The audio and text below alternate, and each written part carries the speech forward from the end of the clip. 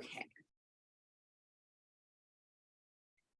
Welcome to our 32nd online gathering for Synod rostered and lay leaders.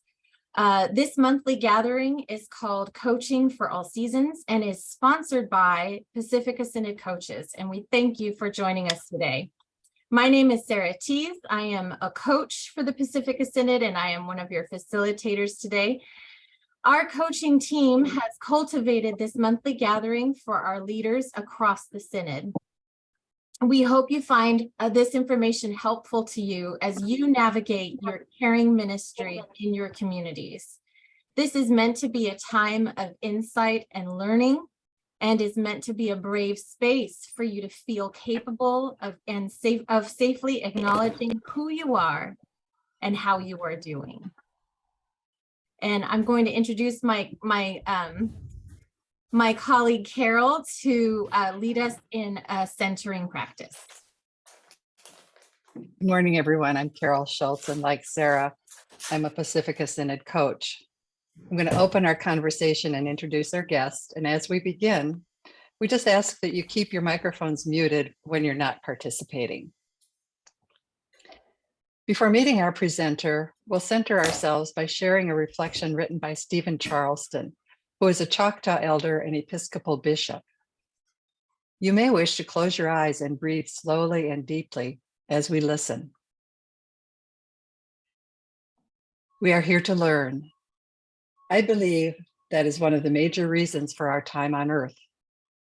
We have been placed here to live for a brief time and then return to the place of our beginning. During that interval, between now and eternity, we experience more than we may ever remember. We are given an outpouring of images, messages, visions, encounters, knowledge, information, and people. They are all here to teach us something important, something uniquely crafted for each one of us, the lesson prepared for us by the school of life.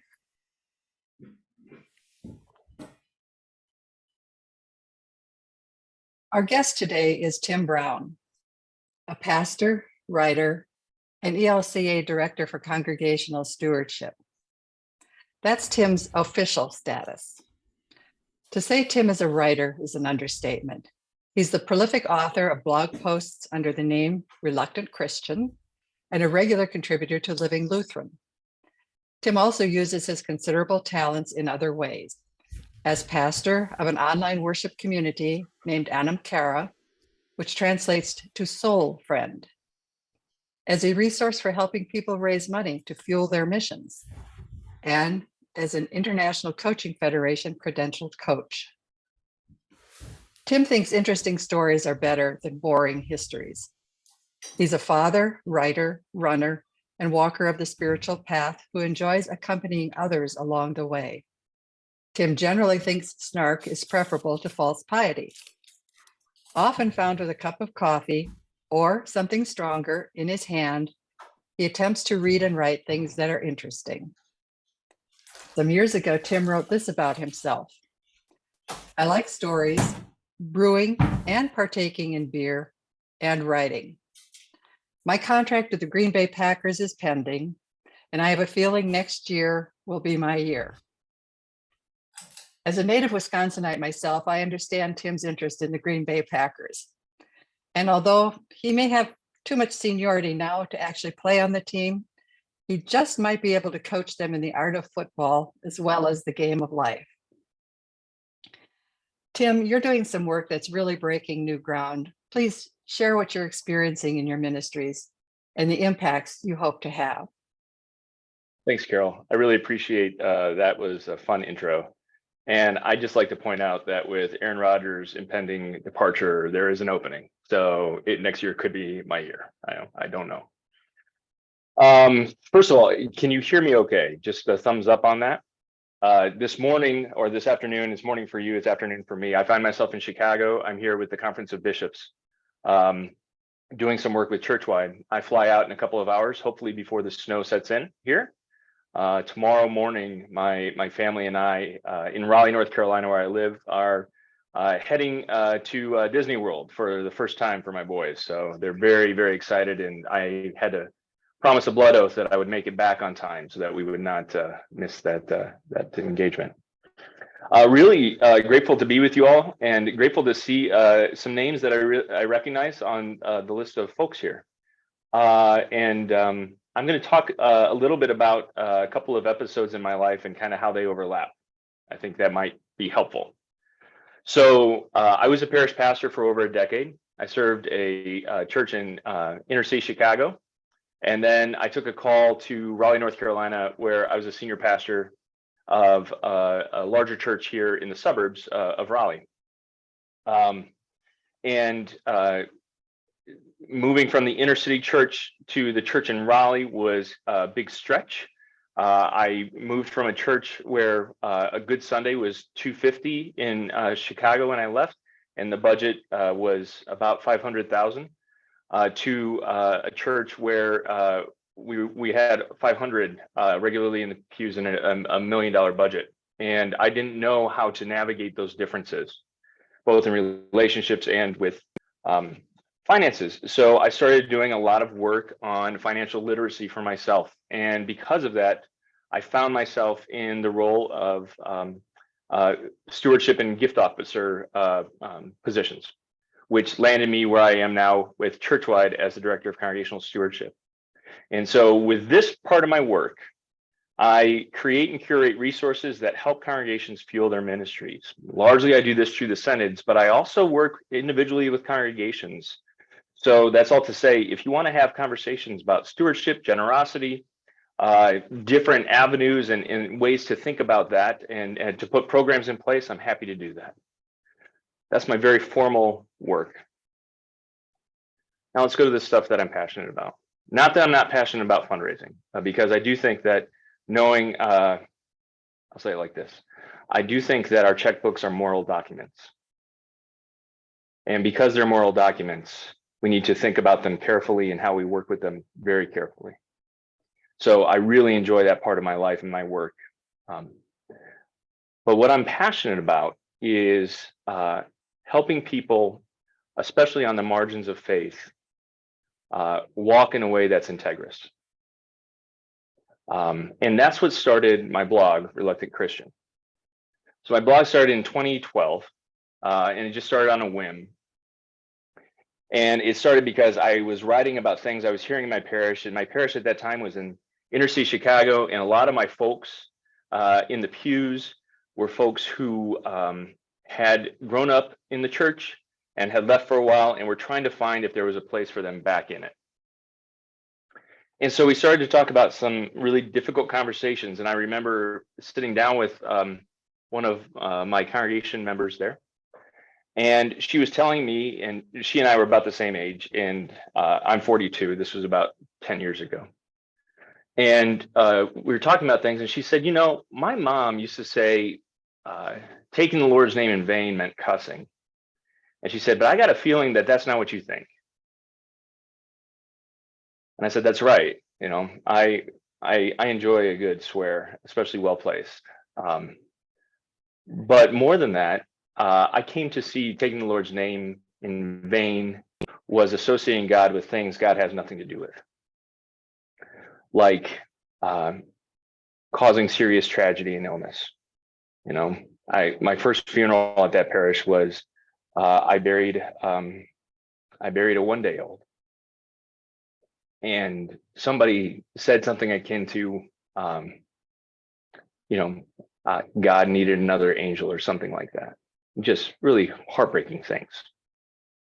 That's breaking the commandment to me. And so I started this blog, and my first post was not about this, but I think this was my fourth post. My fourth post was something like 5 phrases Christians shouldn't say. And I posted it because I was saying, you know, curse all you want, but here are some things that I think break that commandment, right? One of them was love the sinner, hate the sin. That caused a lot of feedback. Anyway, unbeknownst to me, this post went viral, and got hundreds of thousands of hits, and my inbox was full of all sorts of things, and it was really kind of crazy. But in the responses, what I realized was it really ticked off people who thought they knew everything about God, and it was really inspiring for people who wanted to know something about God but didn't feel like there was a place for them. And so this started my ministry track on Reluctant Xtian of walking with folks who found themselves on the margin. Alongside that, I started doing a deep dive into my heritage. So I'm Scotch Irish. I have two boys. Finley is 9. Alistair is 8. You could not find more Scotch Irish names, right, than those, right? And so I started doing a deep dive into Celtic spirituality and in Celtic Christian history. And what I found was the Celts in their spirituality were so interesting because their core idea is that there is a golden thread throughout humanity's thinking of time and space, and it can be plucked from anywhere you are. And so the Celts never thought, and people who still practice Celtic spirituality never think that to be a Celt means you have to be from the islands, right? From Ireland or Scotland. They say, no, you find this golden thread in Africa and Africanus. You find it in Aboriginal spirituality. You find it in first generation spirituality here in the United States. You find it in the first islanders in Hawaii. You find this golden thread everywhere. And they say, those are Celts. They pluck this string. And what's funny about the Celts is that when they were attempting when the Roman Church attempted to Christianize them, the Celts basically said, we will take everything that you give us that makes sense to us. And everything that doesn't, we'll say that's good for you. And I realize that that's my spirituality. My spirituality is one that says, I will take everything that resonates, that echoes, that plucks that golden string. And the rest of it, I will absolutely let you have it. And I'm not going to try to convince you that you're wrong. That's one of the fun things about the Celts is they were like, no, fine, live in our land. We'll work together. We'll do all sorts of things together. But I'm not going to conform to your thought there. And so I got deep into Celtic spirituality, and I love the liturgical calendar. And I found another calendar to lay on top of that, which echoes it really nicely, which is the Celtic wheel of life. And so for instance, right now we're in Lent, right? In the church. In the Celtic wheel, we're actually in a time called Imbolic. Imbolic means in the belly. And so for them, spring is February, March, and April. That's spring. May is, summer is May, June, and July, right? So for them, spring is February, March, and April. And we all say February is not spring. And they named it Imbolic because they said, spring is in the belly right now. It's in the womb. It's wombing. And it's about to be birthed. And that's what March and April are for. And they had these rituals and ceremonies that accompanied this sort of mentality and spirituality. So for instance, we just had February 2nd. Does anybody remember what Christian holiday this is? February 2nd. Nobody? Candlemas? Does anybody know Candlemas? You bring up the naming of Jesus? How about that one? No? Or a dedication of Jesus, I mean. Okay, so anyway, Candlemas. You would bless all the candles, right? Or the dedication of Jesus. Jesus is brought into the temple and Simeon and Anna lift them up because he is the light of the world, right? The Christian church laid that on the calendar in that time because the Celts were practicing this thing where they would haul out all the candles at the beginning of spring and they would bless them because they'd been having to use the candles they brought out during the Yuletide and they were all wearing down.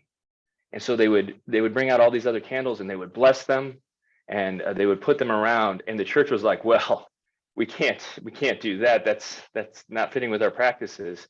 And the Celts said, well, we're going to still do it. And so the church said, okay, well, we'll make another festival and put it on there, right? You can bless your candles, but you have to remember that Jesus is the light of the world. And the Celts were like, cool, We'll dig that. That's great. And I find that this calendar lays on top of this other calendar and they mirror each other in so many ways. For instance, in June, we have the summer solstice, right? And the summer solstice is the time when the Earth is tilted such that, at least in our hemisphere, the light is at its longest and the day is at its longest. It's this really beautiful time, right? And it was a very important time for the Celts. They would, for the summer solstice, they would make fires on hills, and they would say that these fires were the mirrors of the sun, and they would be enlivening the sun. They would be thankful for the sun, or they called the house of light. The sun was called the house of the light. And the church saw this, and they were like, whoa, whoa, whoa, whoa, whoa, this is wacky. And so what they did was they put John the Baptist's feast day, natal day, at that time. Now, why would you do that? The symmetry here is beautiful. Remember, what was John the Baptist's famous line? And it was not, you brood of vipers. His famous line was, I must decrease so that he might increase. And from that day forward, the sun will decrease just a little bit every day until you hit the winter solstice, where we celebrate the birth of Jesus. I must decrease so that he might increase. And at the birth of Jesus, we remember that the light, though the shadows may creep in, the light never goes out. The beautiful symmetry that falls on top of each other, and none of it's by mistake. And all of it plucks at this little golden string that falls through Christianity, falls through Celtic spirituality, falls through African spirituality, the islands, everywhere. We find it, we find it, we find it. And to me, this has been a wonderful inroad for people who are at the margins of the church and want to find some sort of spirituality that fits with them and makes sense to them and works with them. And something that works with their bodies. One of the problems that we have in our modern world is that the lights never go out. And so our bodies are out of rhythm. The Celts had this wonderful way of being in the world where different times meant different things. And so when the sun started to fade in October and November and December, their winter was November, December, and January. That was their winter, their Yuletide. When that started to happen, they changed things. So they went from the house of light, which was outside, to the house of the hearth, which was inside. And so they would gather around the hearth at night, and they would do the things that you do when you're wombing. You preserve food, and you make candles, and you tell stories. Think of all the kind of stories that happen around Christmas time, right? We even have that in our Christmas songs. Tell stories around the fire, right? That sort of thing. That's all the ancient practice of people having to be inside and womb. And so that's when the storytelling, that's when that family would come together and they would tell these generational stories that would be passed down through life. That's how you knew your family history. This was the practice that they had. And it follows this kind of calendar. Well, what do we do in Advent? Advent is the housewarming, right? If Lent is a spiritual house cleaning, which it is, right? Advent is the housewarming. And we gather together and we have family wreaths that are made, and then we light each wreath until the Yuletide, until Christmas comes. And we tell stories around that about miraculous births and about things turning upside down and all sorts of cool things, right? That's all this practice that's been going on for a long time. Even the Advent wreath itself. Does anybody know where that comes from? Does anybody? The Advent wreath at Yuletide, they couldn't work outside anymore because there was nothing to till on the ground. To remind themselves that this was a time of wombing, they would take a wheel off their cart and they would bring it inside. And they would put greenery around it and festoon it, make it pretty, and they would light candles on it. And the candles would mark the days until they could work again. This is the Advent wreath that we have now. It comes from this ancient old tradition. We forget these things. We don't know where they come from. But this is all this kind of long line. So I call myself a reluctant Christian for many reasons. One is because I really think that we've lost some of this history about where we were from. And popular Christianity wants to live a rally day life. And I think it should really live an Ash Wednesday sort of life. And the second thing is, I call myself a reluctant Christian, not because I don't want to be, but because I really do want to be. But I find it really hard to be a Christian. Because popular Christianity, to me, doesn't speak to where I am and to who I want to be in the world. And so that makes it difficult. And well, today is the saint day of John Wesley, actually both of the Wesley brothers. I follow the saints really closely. That's also another kind of thing that I do, and I blog on them a lot. Fred Rogers, Mr. Rogers' saint day was the 27th, by the way, if you didn't know. But it's Wesley. Wesley was ordaining the Anglican Church, and he found himself sad and depressed. And he went to a Moravian friend and he said, I don't think I can be a Christian anymore. I don't think I can believe anymore. And the friend said, preach as if you believe until you do. And then once you do, you'll be able to believe as you preach. And I found that cycle in my life over and over and over again. And one of the things that sustains me is knowing these deep rhythms that go far beyond these other kind of things that especially the American church has overlaid on Christianity, that to me are not only unhelpful, but are destructive and deathly. About midway through the pandemic, I reached out to our Synod bishop here in North Carolina, and at that time I was working as a major gift officer for our seminary. And I said, has the church ever thought about having an online community as a parish? And that email went into the void, and I heard nothing back. And then 6 months later, I got an email back and say, hey, I'm really interested in this idea. I had totally forgotten. I had sent the email. I mean, I didn't know what I was doing. So we started to kind of think about what would an online virtual only community look like and why would it have to be? And we did an exploration. Is there a space for this? Yes. Sacraments are difficult. We're not sure what we're going to do with that, but there's definitely a space to gather in this way and offer some sort of something for folks that in the pandemic needed something, but we realized this, that even post-pandemic, a lot of folks were not going to go back into a brick and mortar church for some reason.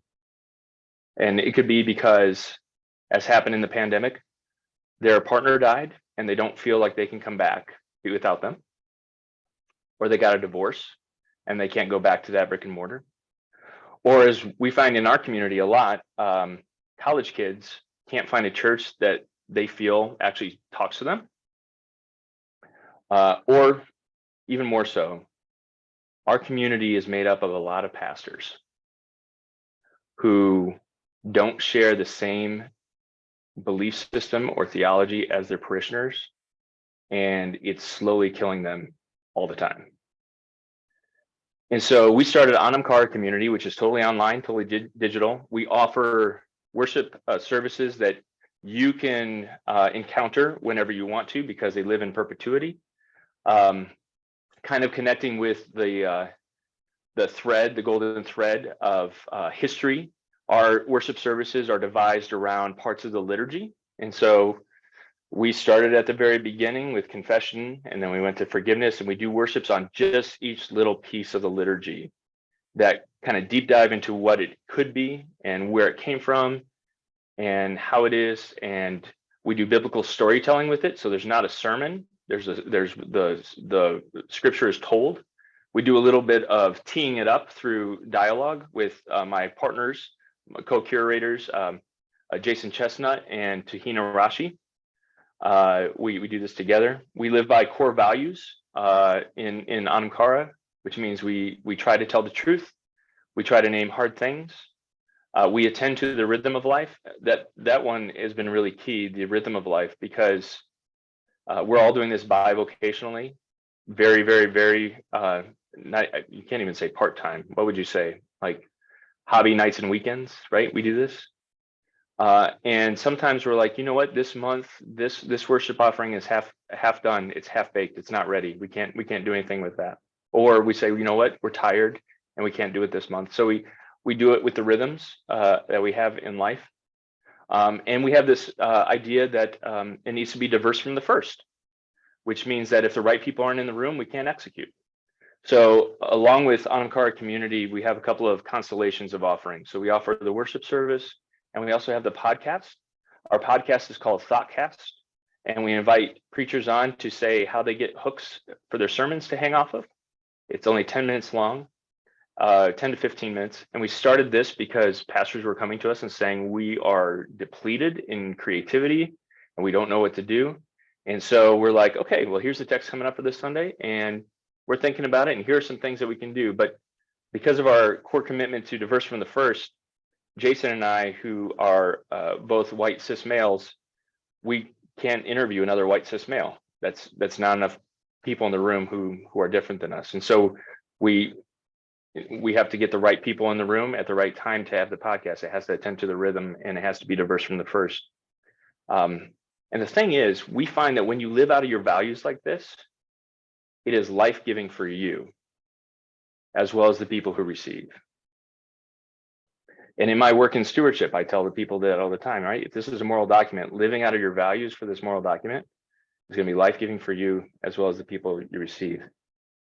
And Anam Cara has a commitment to the church and the faith, and to expressing a Celtic kind of worldview as it comes around. So I find myself here working for the presiding bishop of the ELCA, really enjoy my work doing that. I find myself running an online community with co-curators that attend to people on the margins. And funny enough, pastors are on the margins right now, and that's part of our attentiveness.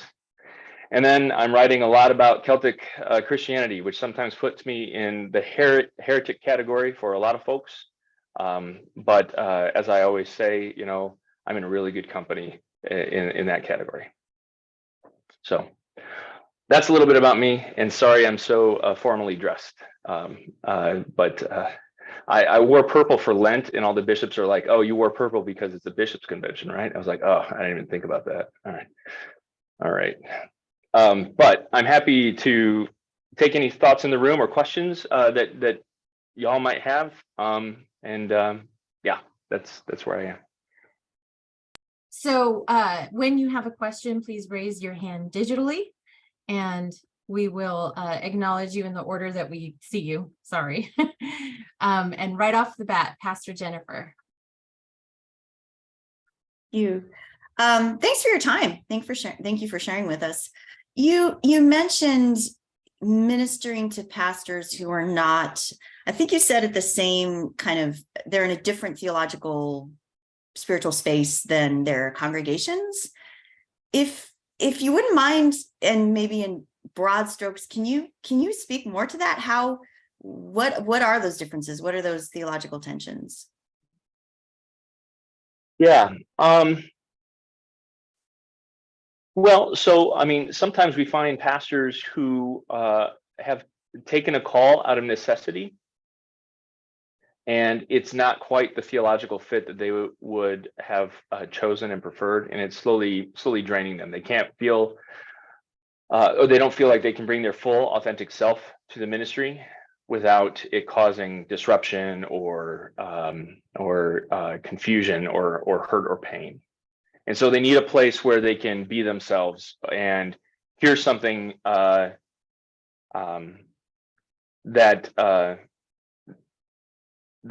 brings a word of comfort in a time of difficulty.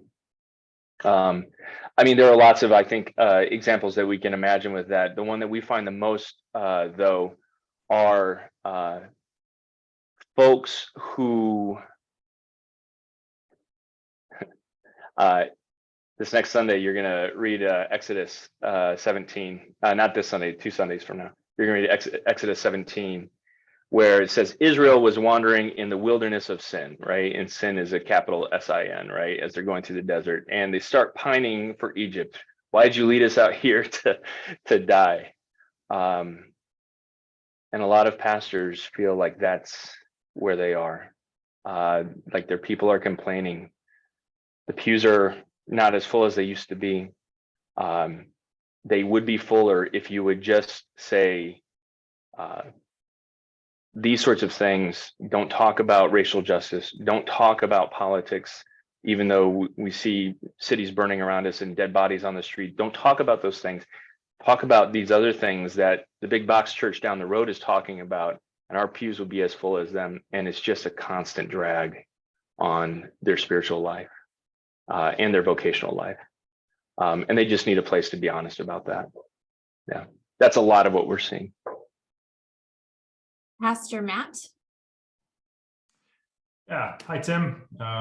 First, I just want to say thank you for this today, but also for something you said to me back in 2011, or said in a workshop that I was in 2011 at LSTC when I was a Lutheran year student there, and you were a recent graduate at the time and did a little thing for graduating seniors and Lutheran year students.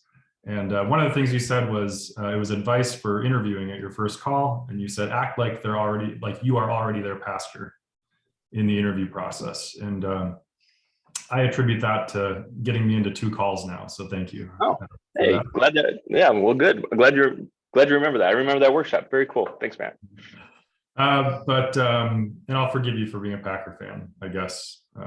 There's another team, one state south, that could probably use your talents more. So what I want to ask, I really value the Celtic themes and some of the themes in Celtic spirituality that you've named, and and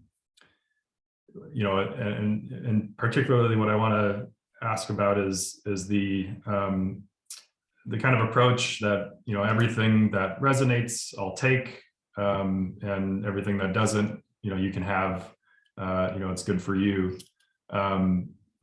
I studied with a philosopher named Nancy Murphy, and one of the things that in trying to move into a truly postmodern theology or postmodern approach to spirituality, and one of the criticisms of modern spirituality that is named in that kind of circle is kind of the bird's eye view approach, that we can look at every tradition and kind of pick and choose out of every tradition what we like and what we don't, and throw away what we don't like.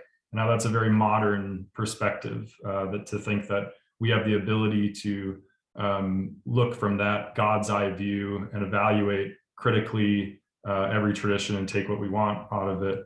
And so Nancy Murphy would propose that a truly postmodern approach would be to submit yourself to one tradition and work within that one tradition, which you've done, obviously, right, in the ELCA. And so what I want to ask you about is sort of how you see that tension playing out in your own life and work, between that kind of approach of everything that resonates, I'll take it and leave behind what doesn't. The tension between that and submitting yourself to a particular tradition and living within that tradition. Yeah, I appreciate that. That's a great question, and I would say, well, first of all, for Dr. Murphy, I think that's really wise. That's a lot of wisdom there, because I'm not of the pick and choose. I understand the cafeteria model, but obviously I haven't done that in full, because otherwise I would have just left, right? And then bricolaged my spirituality together and done whatever. I like to talk about it as a mother tongue sort of situation. I have a mother tongue, and for me, that's Christianity, and that's Lutheranism in particular. That's my mother tongue. It's what I was raised in. It's what I was taught. I had another language that we used in my house that I didn't realize was there, and that was Celtic spirituality. And so I know how to talk to both. and in conversation, I can use both as I talk about them. That's how I see it. So it's less of a 10,000 foot view and more of a, this is innate in me and this is how I find myself being. But I agree with Dr. Murphy. I would have left if I thought that it would have been dishonest or disingenuous to stay. And so I think I found a way to be integrous and stick around while also speaking a couple languages within it. But I'll be the first to admit it's a lot easier and to move back. That to me feels like submission, because if I thought I could just do my own thing, I would have gone off and done it. But I do find myself within Lutheran theological rubric that just unfortunately or fortunately has been tattooed on my being that can't go. So to me that feels submissive. If I thought it would have been more integrous to leave, though, I would have. If I thought I couldn't submit. Yeah, thank you. And just to follow up on a part of that, another thing within that perspective of Dr. Murphy's and others is that you submit yourself within to a tradition and work within that tradition to optimize, that right. tradition for mercy and justice. And I see you doing that. So thank you for your work. Thanks, Pastor. I appreciate that, and I hope that's true. I think on my best days, on my worst days, I'm just stumbling like everybody else. Pastor Kate? Hi, Dan. Hi, Katie. We went to college together, so we go way back. But we hung out all the time. It was not just went to college together. We were together. Right. We were together. Yes. When you talk about the reluctant Christian, the language and enjoying a strong beverage, I was like, oh yeah, we were undergrads together. I know all that. But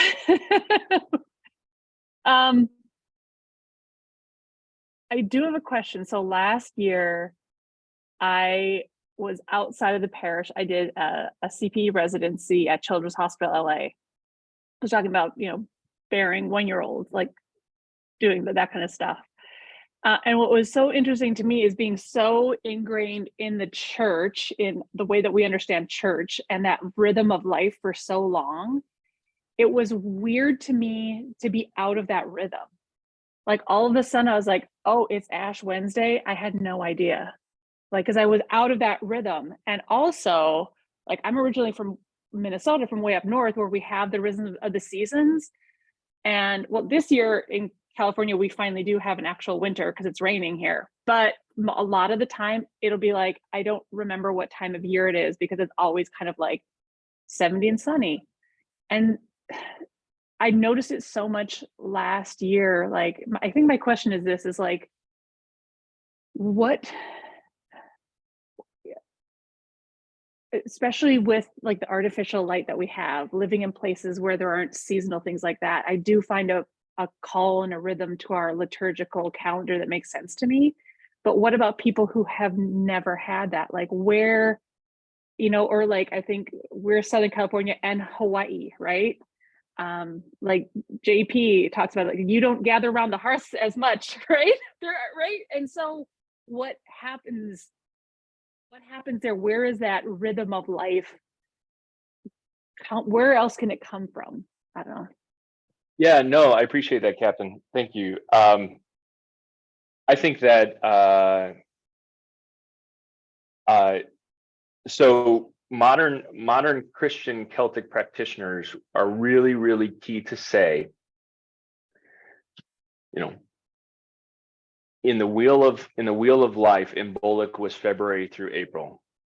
If you're in the northern hemisphere, if you're in the southern hemisphere, it's opposite, right? So they're clear to say the point is not the February to April. The point is, what time is it, right? And so wherever you find yourself and whatever it looks like outside, and whether you're in Hawaii or Southern California or in northern Minnesota, you find the ways to practice the rhythm that work for you, because what you're doing is speaking truth about when life is. Because, for instance, there are growing seasons even in California, right? It's not 24/7. It's not healthy for the earth to do that, right? And so you find different ways of doing it. So that's the trick. You find it and you do it. And sometimes, and I have to do this too, though, but I do this with a lot of things in my life. Sometimes I have to trick myself into doing things, right? So if it's Christmas, right? You don't have evergreen anywhere. You make a Advent wreath out of something, right? You could make it out of palm leaves, but you make it all the same and you do it. Because you're tricking yourself into remembering what time it is, because Advent's point is not, it's the blue season December evergreen. Advent's point is we need to practice waiting so that when waiting times happen in our lives, we know how to do it. Right? Waiting for birth, waiting for death, waiting for a new job, waiting for a biopsy. Advent is practicing all those things.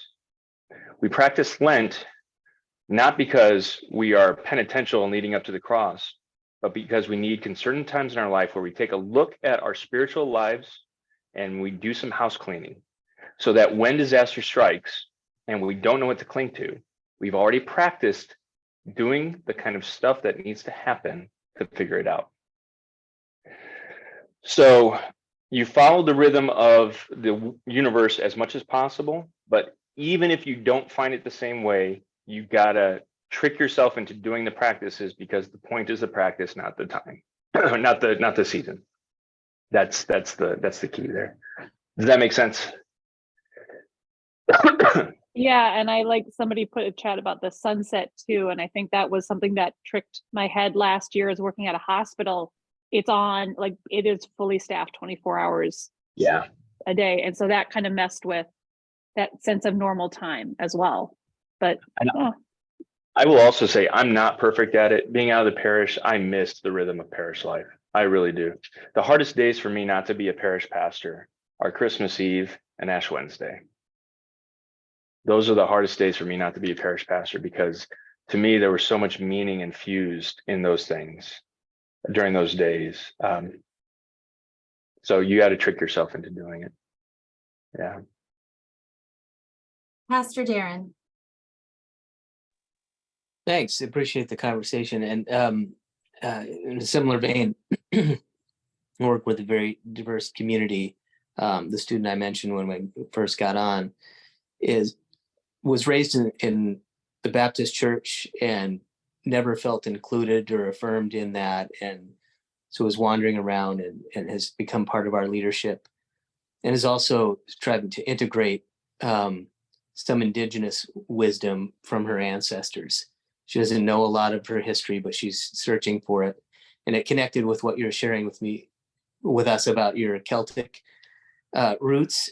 In our community, when folks bring a gift like that, like a practice or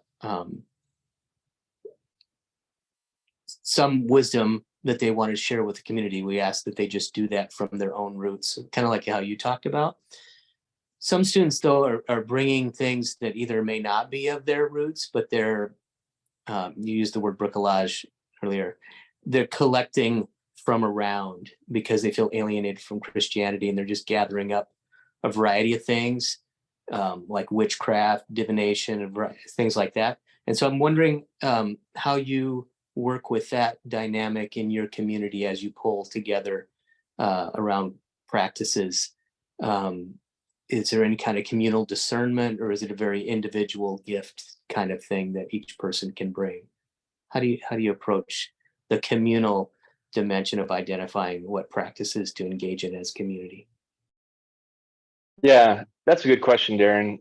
I don't know that I have a good answer to that, especially because as a curator of a community that's online, people get to choose to engage or not, right?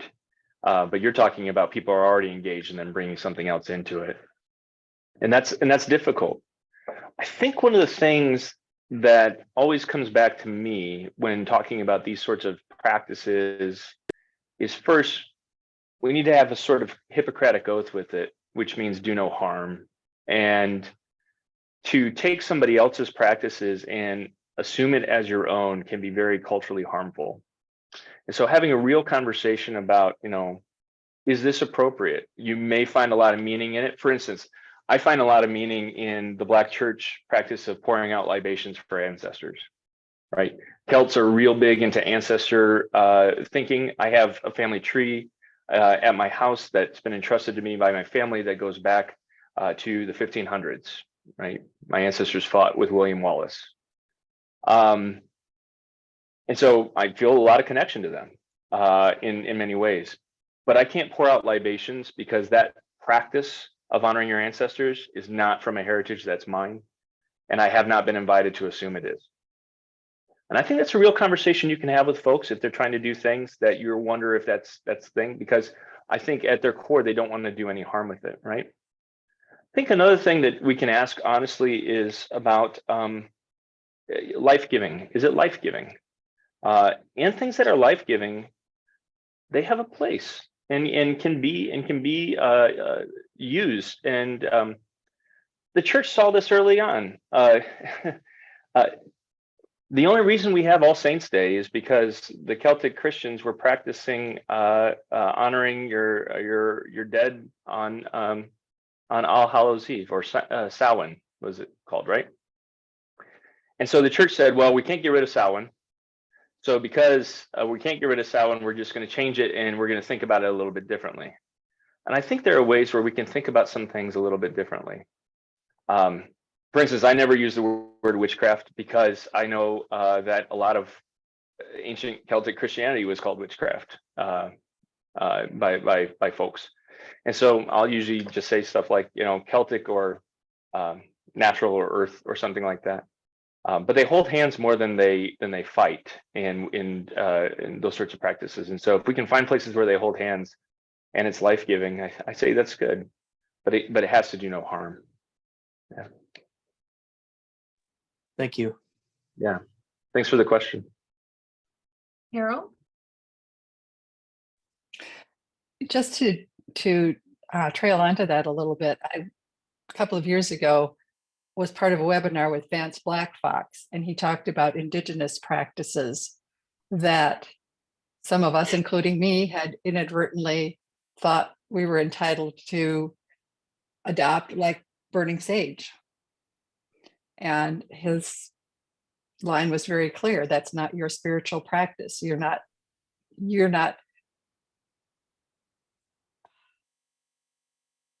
steeped in the wisdom of that practice to be able to engage in it properly. So don't do it. So my sage sits on the shelf because he said that would be okay. Yeah, and Carol, I talk about it as I haven't been invited into that yet. And there could be one day where that does happen, after wisdom and learning and things like that. But until then, I haven't been invited to that. Pastor Kinley? Thanks, Sarah. Hi, Tim. It's so good to see you, Kinley. Yeah. You too. It's been a while. Yeah. All right. So I have kind of a two-part question. My personal story behind it is that basically since the pandemic and experiencing, some levels of burnout myself, I've been rediscovering my early love that I had for contemplative prayer, meditation, what kind of is referred to now as mindfulness, although back when I used to do it, it didn't really have that lingo yet, as well as early Christian mysticism. And so I've kind of been diving deep into that, or trying, and struggling with how to translate some of that into current Lutheran worship, etc. It's just my own wrestling, but I'm curious about what spiritual disciplines and practices you find life-giving, just kind of as like sharing resources or writers. So that's my first question. My second question is my other wrestling with this that I've always had is I have another side to myself, which is really passionate about justice. And I struggle with the tension between the urge to be contemplative and the urge to be active. And so how do you guard? Because it seems like you live more in the realm of reflection, contemplating theology and the expression of it, spirituality, etc. How do you not fall into the temptation to just be a navel gazer in a sense, and just kind of go around and around in those theological circles with other pastors and kind of fall prey to the Isaiah 58 of, this is not the fast I choose, but, and losing sight of how we are to actually be out in the world, impacting, making others' lives better, etc. So those are my two questions: your spiritual practices and disciplines that are life-giving, writers, books, etc. And then how you try to balance that with making a difference in the world. Yeah, thanks, Pastor. A book I would recommend, and I'm trying to recall the author, and I can't remember their name, but it's called The Contemplative Activist. And it was really interesting because one of their main contentions was people think this is a paradoxical title, but I've never been able to contemplate without taking action, and I've never been able to have action taken without having to dissect it later through contemplation. Right. And so the book itself is a whole kind of round and round on how contemplative activist is actually the call to be. As far as spiritual practices go, one of the things I do really regularly is I do a deep dive into the saints of the church, like I said before. And for me, that's a lot of writing and reading. And that's a spiritual practice because the saints, as the church has historically used them, is our windows into the transcendent, and also mirrors for yourself. So you can see yourself being like them, but also you see the world differently through them. And to me, that's been really a fascinating sort of practice, both modern saints and ancient saints. And so I do that, and then I also run, and in my running, I think about all these sorts of things, moving my body. And I know that might not feel like a spiritual practice, but for me it is. And yeah, Carol mentions Richard Rohr, great stuff. I read a lot of him, but there are others. Luther himself was a mystic in his best days. To your second point, one of the things that I think we forget sometimes is, when Paul, for all his wisdom and all his worry, mentions the body of Christ and says the ear can't say to the foot and the foot can't say to the nose and these sorts of things, I think he's really hitting on a truth that we don't take seriously, and that is that some people are called to do some things and some people are called to do others. And I do take my faith and my convictions to the street. I've lobbied hard here in North Carolina for teachers to unionize, and that has come to naught so far, but that doesn't mean we stop. And we do all sorts of things there. But I also know that social justice is a passion of mine, but it's not my bailiwick. And so my job is to do the contemplation and to work with folks who do the other things, and to engage with them and listen to them, and then they bring it back, and then I give it to them, and then they take it and they give it to me, and I take it, and we work together. So that's all to say, I've realized that I can't do it all. And so I'm not, I've stopped apologizing for that, I guess, because it's not, I think it's important. And so I hope in my best ways, I help other people do it because I know I can't. And then I know they help me do what I do. Yeah. So. I love that. There's an old Jewish saying that says, though I cannot complete the work, neither can I desist from it. And I think that that's just something really helpful to be mindful of. I do have to honor our time, but I want to propose as well that I can take this recording down and we can continue the conversation, but let people go if they want to go. So I'm just going to do some housekeeping really quick, and we're going to wrap this meeting up. And then if you'd like to continue to talk, we have I can stay on. Yeah. we have a couple minutes. So the first thing I want to say is thank you all for joining us. Thank you for participating in this conversation. Thank you for using this space to have this conversation. This space is offered to you on a monthly basis. And next month, we will have Bishop Dave Nagler of the Pacifica Synod as our guest presenter. So please look for the information and register ahead of time so you get the Zoom link, and hopefully we'll see you then. That's the first Thursday in April. I believe it's April 6th. Same time, same place. And then Tim, actually, you're going to close us with prayer. Is that right? Can you? I certainly can. Yeah. Great. If you'll give me 2 seconds, I'll find one that's from Celtic. It's from Celtic spirituality for this time. Awesome. That's All right. So February, we just ended it. It was the feast month of Saint Bridget. She, more than Patrick, is actually the patron saint of Ireland. And Bridget was two things which I think are really cool. She was a abbess and ran a contemplative community, and she was also the warrior protector of the local king. So she was seen as a contemplative, but also as a fierce warrior, which a lot of Celts are.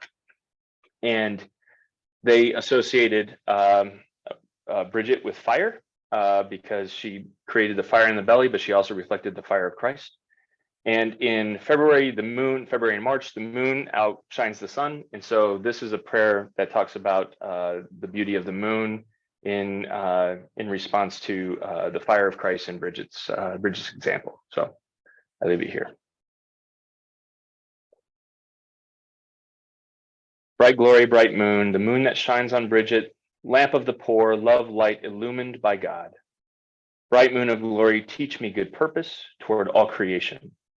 Bright moon of grace, teach me good prayer in according with Christ's heart. Fiery moon of great light, be in my heart, be in my deeds, be in my wishes. Teach me your grace. Bright moon over Bridget, your light is my hope, your light on my purpose here in accordance with God's will. Bright fire, bright moon, point my heart to God's repose. Point me to my rest, so that I might be with Christ in tranquility this day. Amen.